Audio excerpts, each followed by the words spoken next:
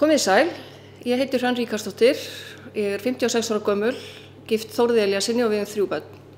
Ég kennaramenntuð, hef unnið í öllum skólum á Akranesi og núna skólastjóri í Grundaskóla. Ég hef verið bæjarfulltrúi frá árinu 2006 og setið í minnihluta. Núna síðasta árið hef ég setið í bæjarráði. Það eru mörg áhugaverð mál sem bíða nýrrar bæjarstjórnar. Ég vil nefna fyrst fjölskylduna og velferð almennt í bæjarfélaginu og kannski byrja á skólunum.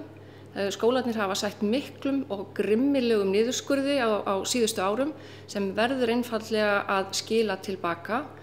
Þeir eru komnir að sársaukamörkum, við getum sagt svo, sem mun innan tíðar hafa verulega áhrif á gæði skólastarfsins og það megum við ekki láta henda okkur. Það hefur skipt máli að foreldrar geta keypt heitan mat fyrir börnin sín en þeir verða líka að hafa efni á að borga fyrir hann.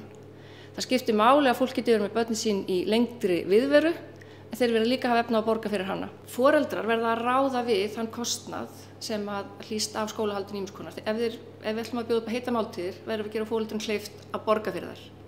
Ef við ætlum að bjóða upp á lengda viðveru þá verðum við að gefa foreldrum kleift að borga fyrir hana líka. Hún má ekki vera svo dýr að fólk hafi ekki efni á að notfæra sér hana. Þetta á líka við leikskólana.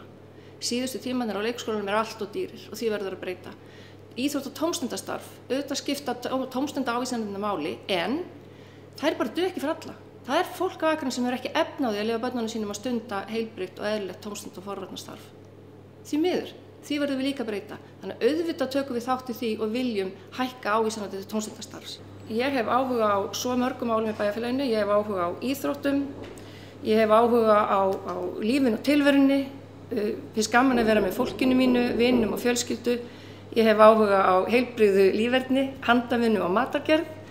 En fyrst og fremst ég Akranesingur og langar til að vinna fyrir ykkur sem búið á Akranesi.